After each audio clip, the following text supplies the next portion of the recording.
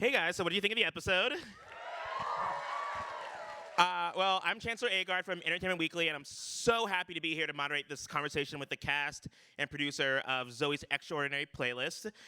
So without further ado, let's bring them on out. First up, we have Jane Levy, followed by Skylar Aston, Alex Newell, John Clarence Stewart, and producer and choreographer extraordinaire Mandy Moore.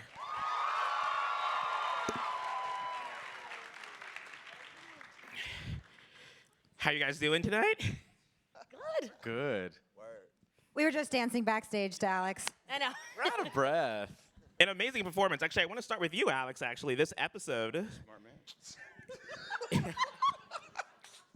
is all about you. I mean, I'm curious, how much input did you have into this storyline? It is my story. I actually went through something like this. I've always struggled with my faith and my sexuality and my gender identity. And I had the pastor of the church that I've attended my entire life look at my mom and say that something's wrong and Alex is a sinner. Was this, I guess, did this story get added when you joined the show, or was this already? Yeah, I remember when the show got picked up, Austin called me and he was like, "You're so strong and Mo is so confident. Where are the flaws?" And I was like, that's a silly question. Everybody's flawed. No matter if you're that confident, either the surface breaks and it's all just a facade, really. And I guess, what was it like then having the chance to sort of explore, I guess, revisit that that pain through the show? It was hard. I mean, hearing the words out loud that were what I would say, but they depicted the situation so well because I was raised in church and I was in every choir. I was soprano, and the only person that made me feel special was the music director and my mom. And so saying those and realizing what I'm saying and how it applied so much, it was just such a cathartic moment. I mean, that final number is fantastic, as the dance party backstage proved. What was it like to sing that? I mean, that used to be our offering song at church. So it was just, I was like, this little light of mine, this little dollar that I got to put it right in his basket. I love that song. So it's full circle, really. And I want to then sort of back up a bit, because this is such a unique and fun show. I'm curious, I'm going to start with Jane. How did you come to be involved with the project? Was this what were you looking for something like this after What If and Castle Rock? I don't think there's ever been a time in my career where I'm looking for something very specific. Maybe I should change that. I read scripts, and there's a feeling that you get when you like a feeling that you can't quite explain, where you just like vibe with the material. And when I read Zoey's, I thought it was really cute and fun, and what a great opportunity to try something new, sing and dance. But then every step along the way, it's become what it is, from the cast to Mandy, set designer, the musical artist that we borrow from. It's, a collaboration piece from all of us. And so I guess I could never have expected that it is the show that it is now. I mean, that's kind of the magic of TV and filmmaking, is it's like you see the script and then we all fill it. That being said, I just want to say, like, what a beautiful performance from Alex. Mm-hmm. Woo! And I find that when work is really personal and you're courageous enough to bring your pain or your past to the screen, we all associate. We all have felt rejected in our lives, and that's the power of art, is to remind you that we're not alone. And so I commend you, Alex, for your work in this episode.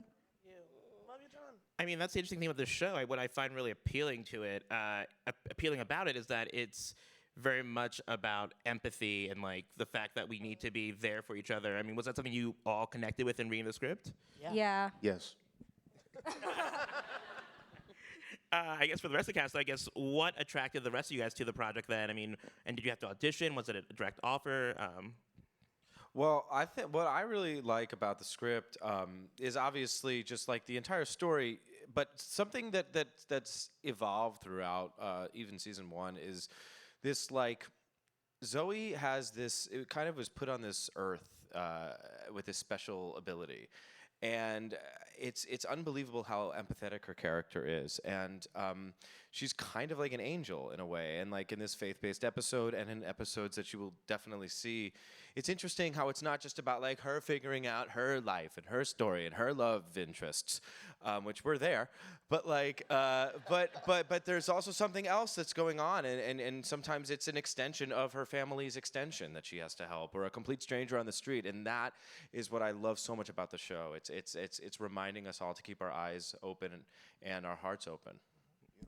And I know the entire cast, you have varying degrees of experience with music and dance. I mean, how has it been being part of this, and I guess from that aspect, I guess, getting a chance to do so much singing and dancing and performing? So yeah. Ayo. It's been the experience. It's been the most fulfilling experience of my career so far. I could not have dreamed that I would be in this space where I'd be as challenged as I've been alongside such beautiful and incredible artists that are so giving of themselves, so giving of their time, so giving of their souls, in my opinion. I think it costs a lot to birth something. I think we birthed something really special.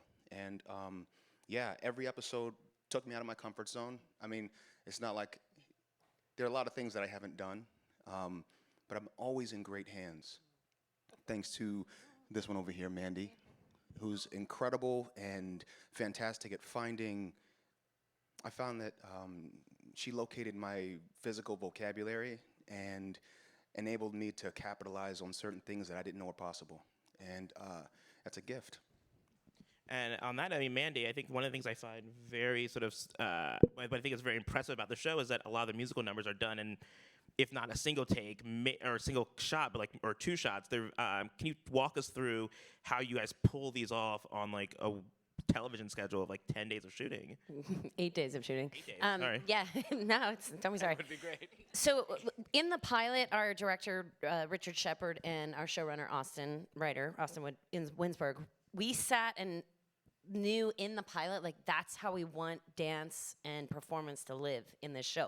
Because it can be done so many ways, right? You can just put a lot of cameras at it, and then the editor basically puts together the number, right? But it takes a lot of pre-production and a lot of faith, funny enough, a lot of faith in your performers and the work and the material to pull those off, right? So the process is like most processes, like you just have to, you create it, and then you teach it and you coach it, but then what becomes really exciting is okay, well, how's the camera gonna see it now? Because this camera can see it so many different ways, right? You can tell a story so many different ways.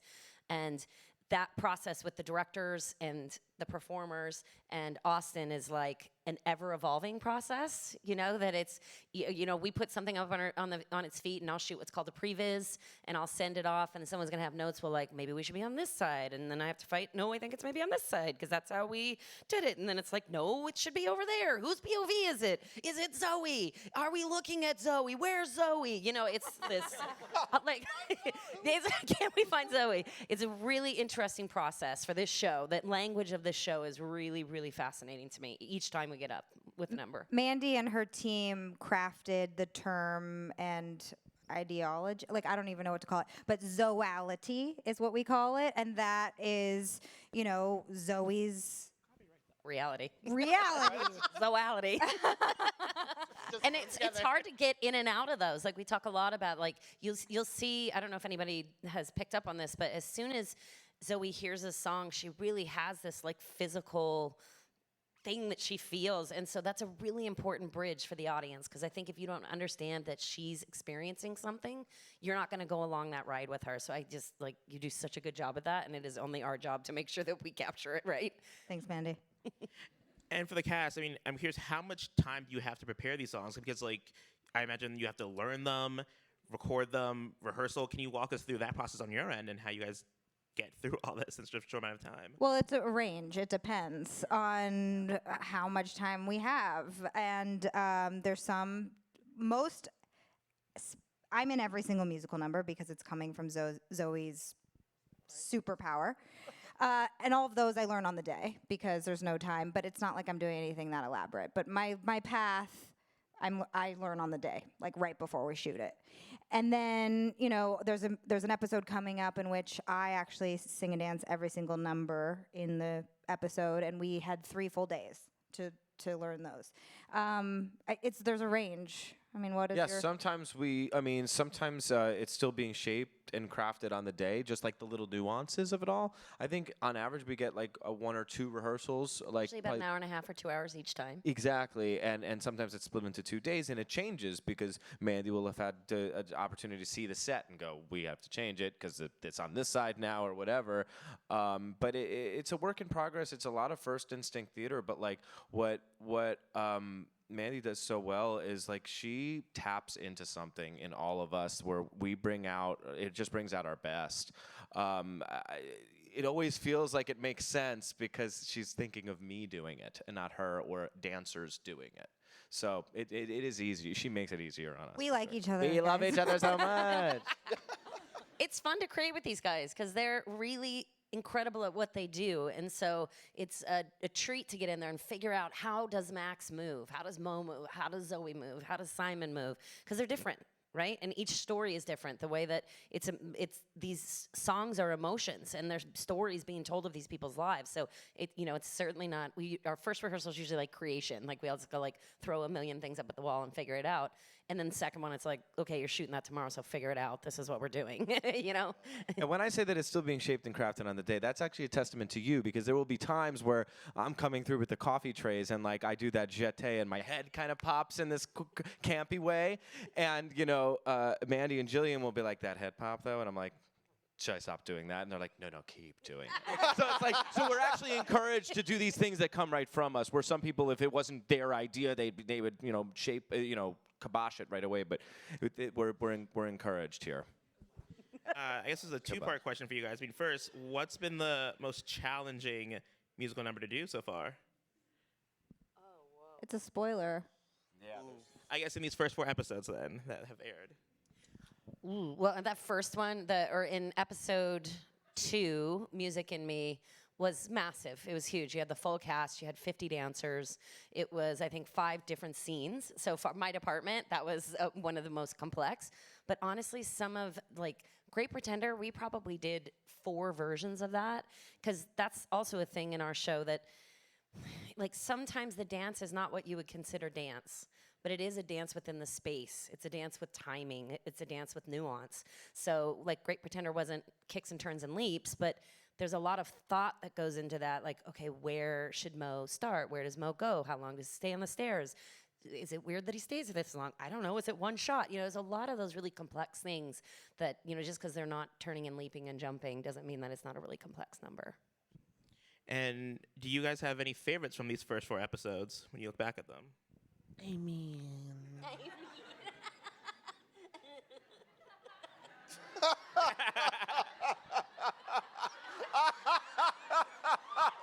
Mic drop. Boom. Done drop. no, I love doing this little light, oh mine. It's just like I'm screaming to the rafters. I don't get to do that. No, I get to do it all the time. Never mind. I love it. I loved it so much. I personally love Simon's Mad World in the pilot. To me, that is like where our show, because we the help number is huge and amazing, but that's like the first time one of our series regulars, like one of our people, are singing, and the way it's introduced, the way it's lit, the way she plays that moment, the way his ethereal, beautiful, gifted performance shines through. To me, I was like, that's when I had the biggest reaction when we screened the pilot, for sure. I love Skylar's opera singing in this episode. Yeah.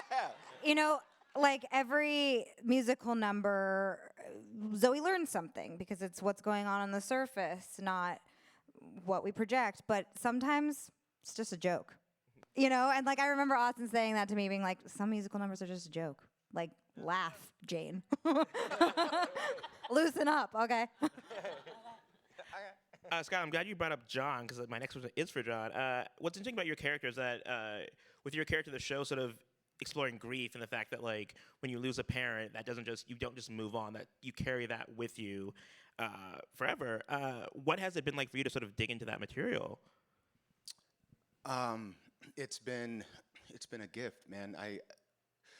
To what Alex said, when material lines up with your life and hits a nerve in the way that it can be a truly cathartic and beautiful thing. And for me, I lost my father 13 years ago. And so when I read the pilot, I felt like each audition, every time that Simon goes into a space where he's acknowledging that, I'm honoring him.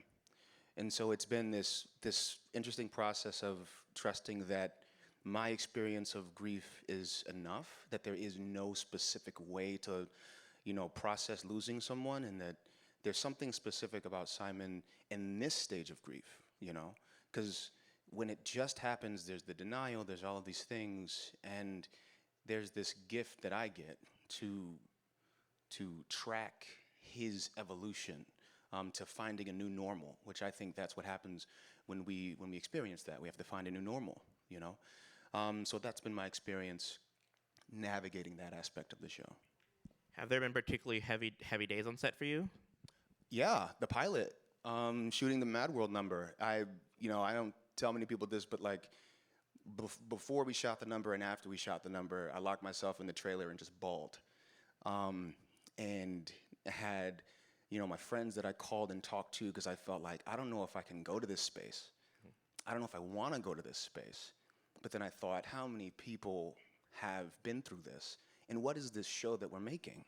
This show that we're making, music is people going there. Like there is no filter, and if there's a filter, it's dishonest. That's not the work. So you put yourself on the line and you do the work. And after it was over, it felt like this immense catharsis. I felt very, very close to the memory of my father. And I felt like I did the best that I could, And I think that at the end of the day, it's like, I feel like we're, Captain Planet back in the day? Yeah. When everybody has their little Captain thing, they put it together and like, yeah, and they go, boo-doo-doo-doo, bam, wham, like that.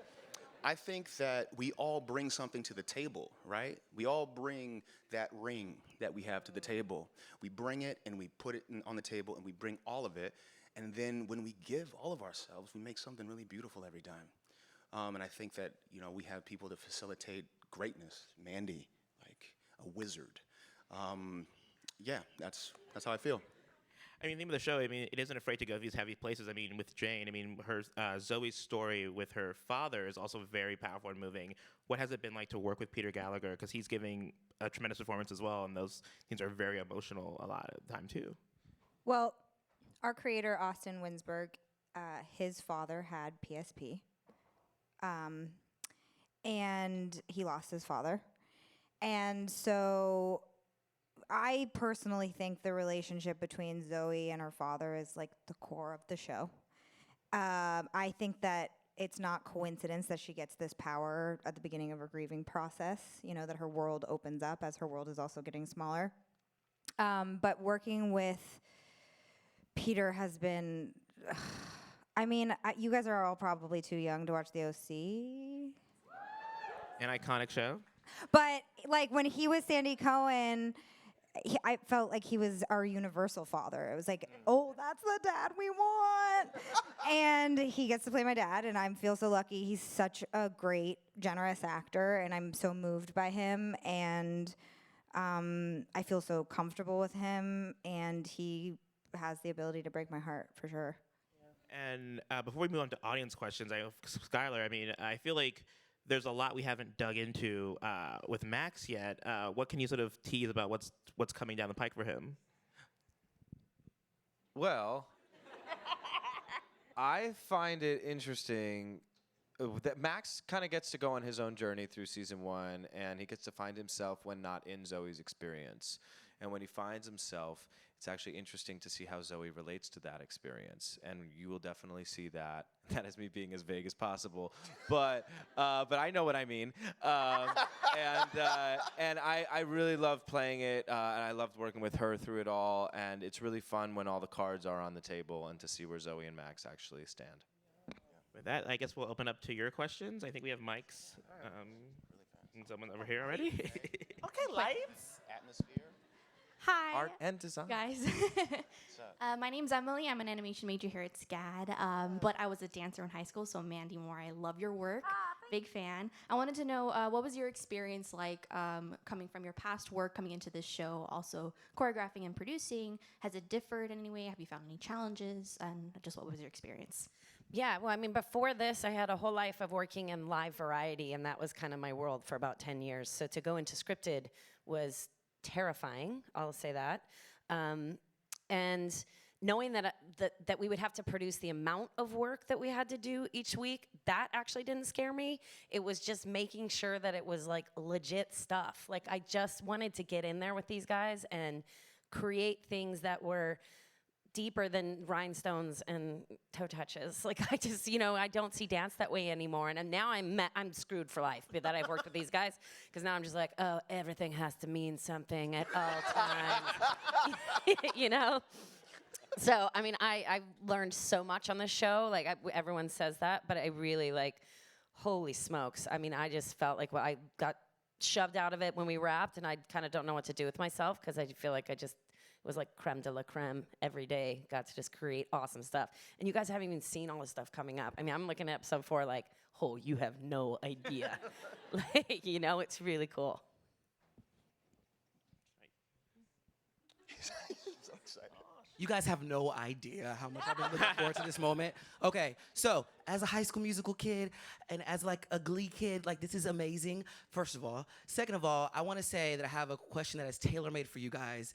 As an actor, singer, dancer myself, I find it very hard to spread my financial resources into all of the things that I want to do. So right now I have 1 year that I'm putting out a music project, and then the year after that I'm taking acting classes, and the year after that I'm doing dancing classes. So my question for each and every one of you is, how were you able to balance all of your talents and basically position yourself to be at a place where you were able to do a Glee, High School Musical, I know none of you are Wildcats, but that's besides the point.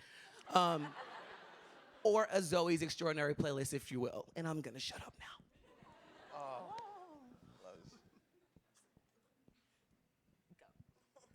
It's a good question.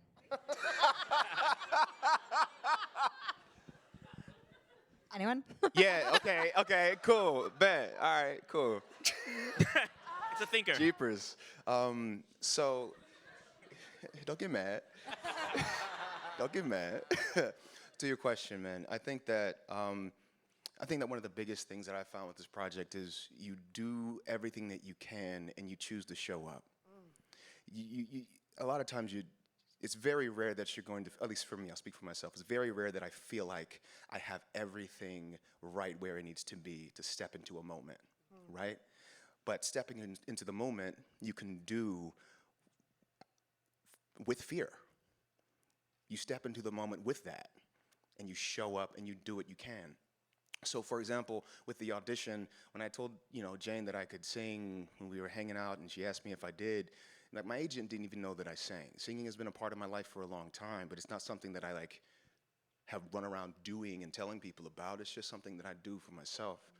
But I chose to show up in the space because I felt like there is something that I could bring to it. And I felt like if there was, I felt responsibility for the story, one, and I thought, this is the version that I have. This is the thing that lives in me. So if you do singing, dancing, acting, whatever it is, there's a unique version of that in you. You know what I'm saying? And it's exactly where it needs to be, wherever that is, when the moment arises. You have to trust that and do it. And then if it doesn't happen, it doesn't happen, but you showed up and did it. And, don't allow not feeling like you have, if you didn't take the voice lessons, right? That doesn't mean you can't go in there and sing. If you didn't take the dance lessons that time, that doesn't mean you can't go in there and dance. You go and you show up, right? That's it. I also, when you have the financial means, keep taking classes. I still go to acting class. I'm going to go in May, and I go with people who are on TV, and I go with people who have never had a professional acting job. You'll never stop learning. So Like, I went to Zumba classes to prepare for Zoey's Extraordinary Playlist. As much as you can learn, do it. Another question? Hello. Yes. Hi. Alejandro Pagan here. Hi. I know that was like really random, right?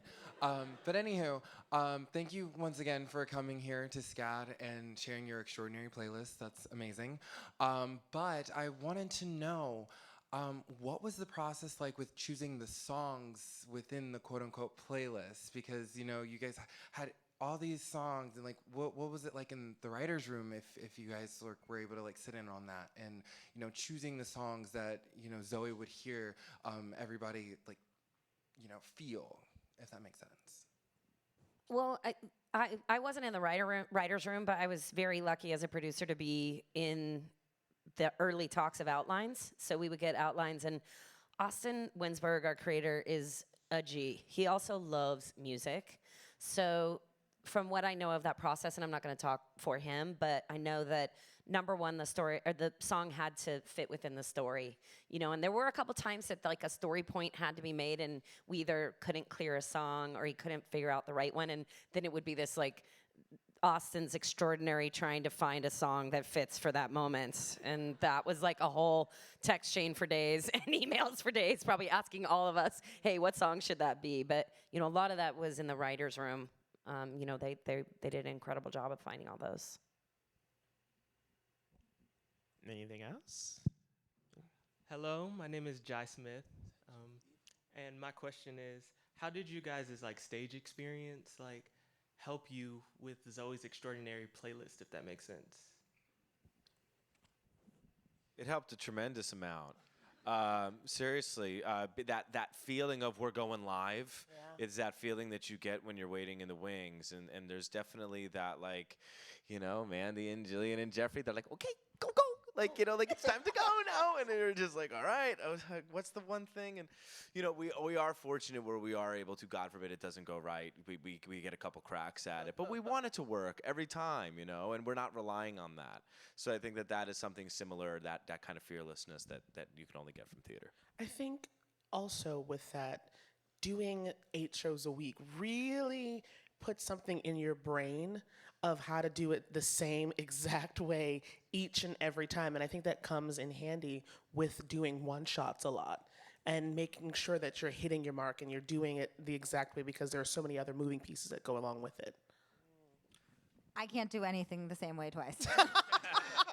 I can't. Makes it exciting, right? It makes it exciting.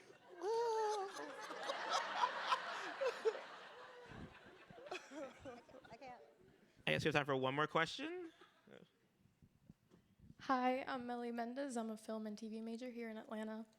And first off, I just want to say thank you for that episode, because as a bisexual Latina woman who has been through similar experiences, that means the world, not only to see someone step into their identity and embrace that, but also find their place in faith anyway. And then other than that, I have a question, because Jane, you mentioned set design, and that's my favorite part of the field. So I wanted to ask how you as actors interact with that, and choreography, how that comes into play. Thank you.